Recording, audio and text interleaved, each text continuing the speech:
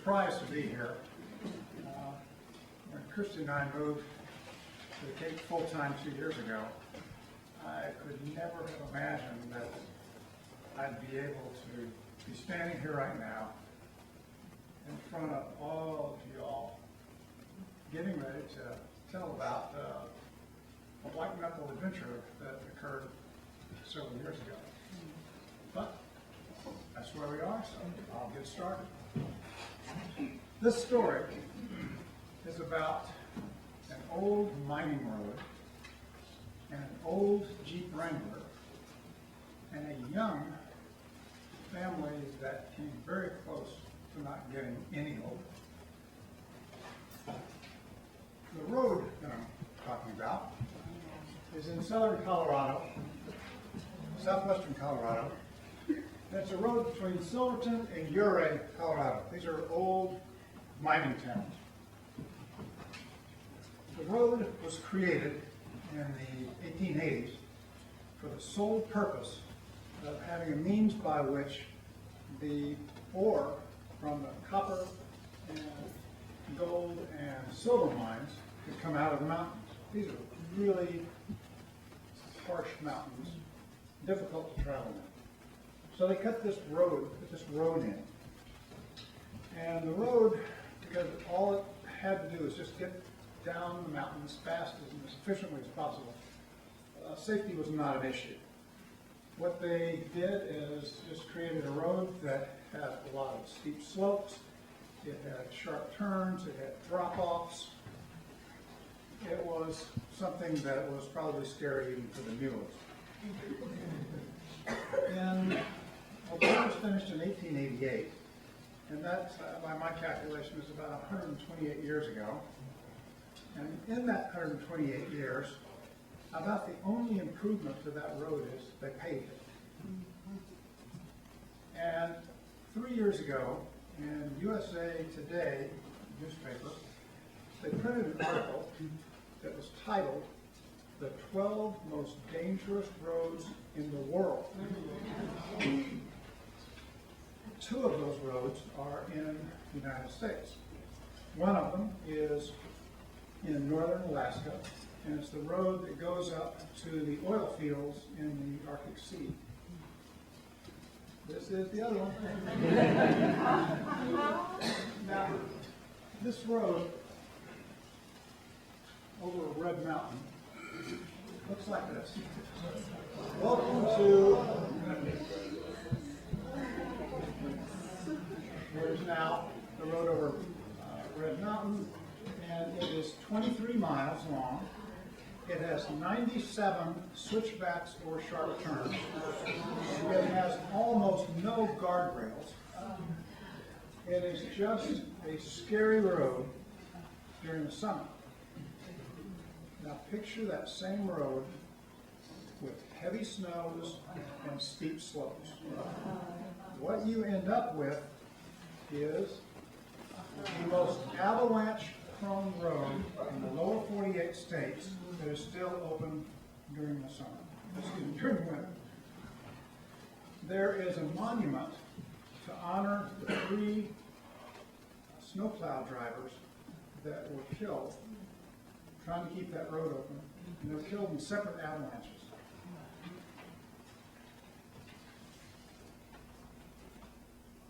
This is what happens when people try to drive that road and they don't know what they're getting into. This road claims the lives of an average of 10 people every 15 years. And you might ask yourself, why would anyone drive on that road? Well, the answer is twofold. One, if you want to get from Silverton to Ouray, you don't want to go that way. You go, instead of 23 miles, you go about 210 miles. Well, there's an incentive. The other thing is this map, which is typical, simply shows that road as US Highway 550. Now, if anybody is familiar with driving around the country, US highways are pretty safe places to go. So if you don't know any better, you would commit yourself to go on that road. well, that's not really a good plan. That's what it is.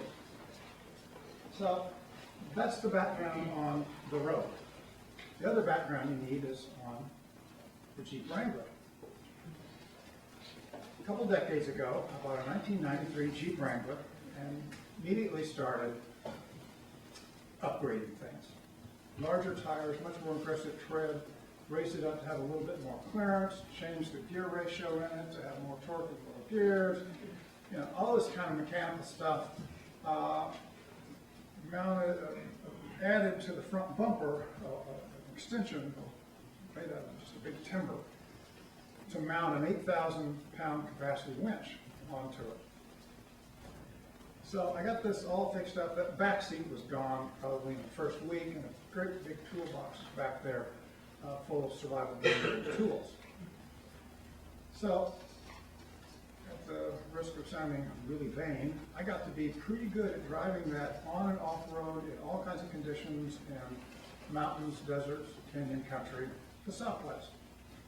So, when the need arose to go to central Colorado on a project, I didn't think it was any big deal to just make a snowy nighttime drive over Red Mountain Pass. After all, I was driving a very capable vehicle, and I knew how to handle it. And I figured right before the Christmas holidays, there wasn't going to be much traffic up in the high country. Now, what you just heard was analytical thinking. Well, I thought it through. And analytical thinking is like that is kind of common for men. It's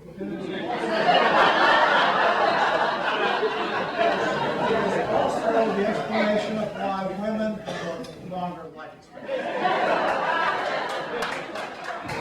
Well, off I went and got to the little town of Silverton down the bottom, and it was getting dark enough that the Christmas lights were lighting up this little tiny, beautiful little town.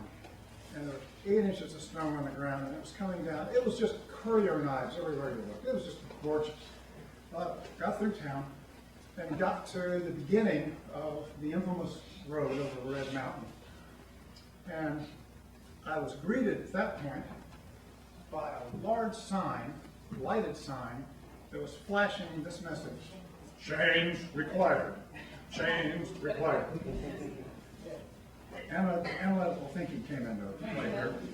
And I thought, you know, I'm getting along just fine in four-wheel drive with this little tank of a car, because it started out a cute Jeep, and now I had this little tank. It would go anywhere. And so I thought, you know, I'm just going to see how bad it is before I take the time to rustle chains onto these big tires. Started up the mountain. 5 minutes later, I regretted that decision. I was now in a foot of snow on a very narrow, very dark road with no shoulder and no guardrail. And snow was now really coming down. So I thought, well, chains are required. I had to figure that one out. Even though I was driving a little tank, I still needed chains. Then I got a surprise. I'm down there screwing around with the chains, and they're just icy cold. You know, they're slipping off of the tires. If you ever done that, putting chains on big tires is like a chore. I get a surprise. I look down the slope from where I was, and through the thick snow, I could see the headlights of the car slowly coming up toward me. Slowly, thankfully.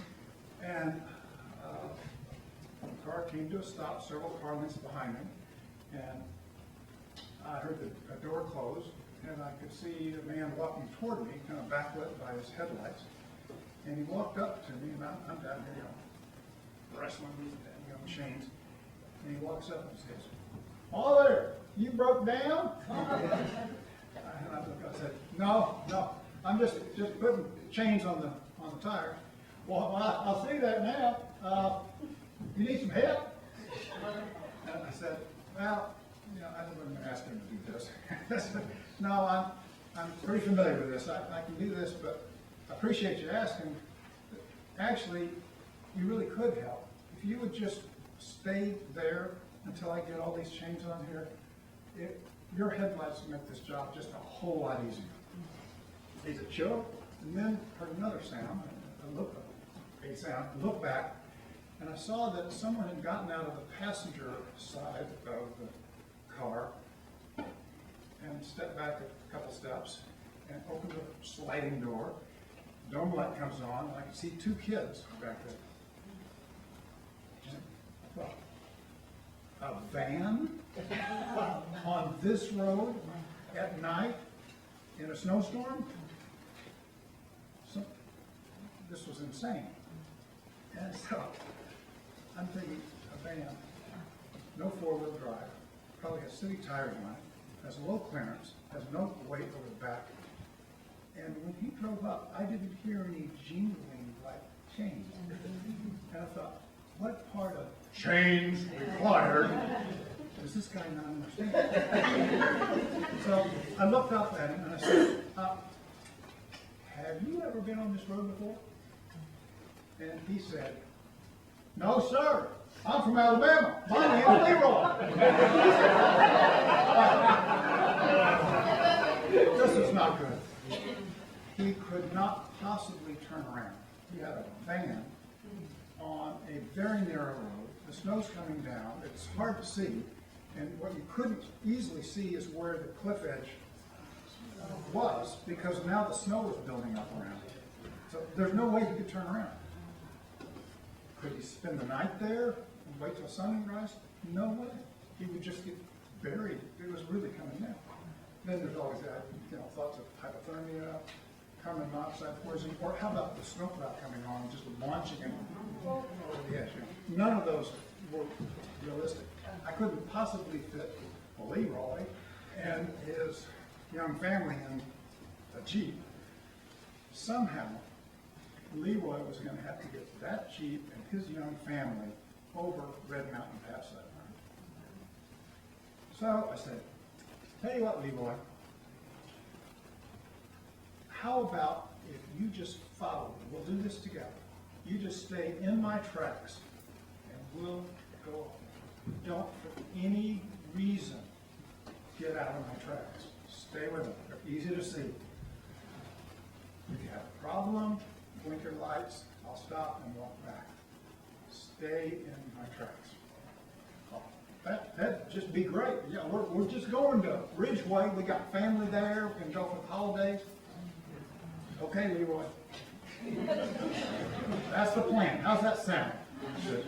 That sounds fun. We'll be right behind you. So he walks back to his car. I finished wrestling, changed, get them on, got in the van, got in the Jeep. Sat the brake pedal a couple times, so get his attention, let Leroy know it's showtime. And the Jeep and the van started up the mountain. And I was going on slow, just going slow to make it easy for Leroy. But then the wind started switching around as we got into higher elevations. And now it's starting to build up snowdrifts across the road. And there's a risk of getting high center, even in the vehicle I was in. And so I had to actually go a little bit faster to just, power through the snowdrifts, because they would be in places. And they would be thinner and they would be heavier. And so there's no way to tell this to Leroy why I was speeding up. He just had to figure it out and stay with the plan.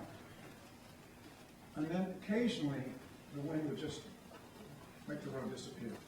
There'd be a whiteout for a couple seconds, 5 seconds, I don't know. So I slowed down as much as I could, and then just watching for the wind to show where the road was. Because it got so in a whiteout, you can't tell a white wall of snow of a mountain here or a drop off over there. It's just white. Well, those were very short-lived, although they only seemed like hours. And we just kept going up like that. Now, like I said, there are 97 switchbacks and turns, so it was just constantly trying to figure out where's the road, where's the mountain, where's the drop-off. Keep going. And as it got thicker, next to the snow's going to build up in that little corner. And so I had to actually drive a little closer to the edge because it was getting too deep over here. So you always stay in the tracks, okay? Well, at the top is Red Mountain Pass. And there's a big sign up there that says, Red Mountain Pass, elevation 11,018 feet. Gold ore wagons first passed here in 1878. It's a huge sign. People photograph it all the time. You can't miss it unless it's buried in snow, and we missed it. But I knew we must have passed it because now it felt like we're going downhill more. Going downhill. Momentum. Speed starts to pick up. Slowly through here, because it's just constant switchbacks. We were only a third of the way there. The pass, you can see, is on the front of it. So we're going along, and I'm just hoping that there are Christmas angels that are talking to Leroy saying, do everything slowly. Braking, turning, accelerating. But I got to think, what would Leroy do if, because there's not much resistance, you know, he's in my tracks. What would he do if he realized he's going too fast? Would he stomp on the brakes? Would he downshift a little gear? Would he simply drive over in the thick snow? You know, and slow down. None of us have a good outcome. So, maybe just to maintain sanity, I started imagining what it was like in the van, Leroy and his family, right? And I pictured Leroy's wife, you know, asking some questions. Like, you know, I'm just making these up, and I'm just trying to think what it would be like. Like, Leroy, honey? I have been watching, ever since we left that little town of Silver something, I have been watching. I have not seen a motel, a gas station, a highway sign. I haven't even seen any Christmas lights. I mean, nothing, and I have been looking. What kind of road is this? Or, Leroy, the kids are really getting tired, and that man in that little car is just going so slow. Why did you just pass him?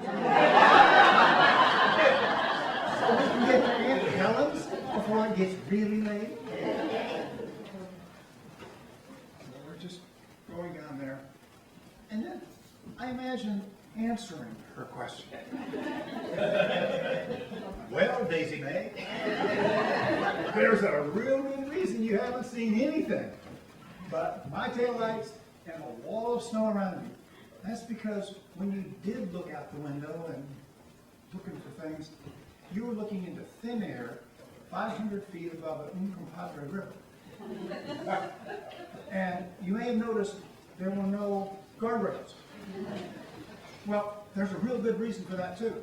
That's because this road was built for mules and wagons. And by the time they made it decent enough for two cars to pass, there was no room for guardrails. Plus, even if they put a guardrail there, any one of 100 avalanches that roar down this mountain every winter would have just ripped that guardrail right out and thrown it down there in the bottom of the canyon with all those cars, snow plows, vans. So it's probably a good thing I didn't have that conversation with Leroy's wife. Before long, I started seeing a glow up ahead, and the road got really steep, and I knew that was the final approach to a whole bunch of switchbacks right before you get down to that little town of Uray. And moments later, we're driving on a freshly plowed road in a little town of Uray, and I looked up and I saw the lights of the St. Elmo Hotel where I had a reservation for the night. That was my destination. And I just drove right in front of the hotel, stopped the car, and for the first time all night, Leroy passed me. And he was probably halfway to Aunt Helen's, or whoever was waiting for him, before the tension just drained out of me. And I I walked into the lobby of the St. Elmo, which was built at the same time as the road.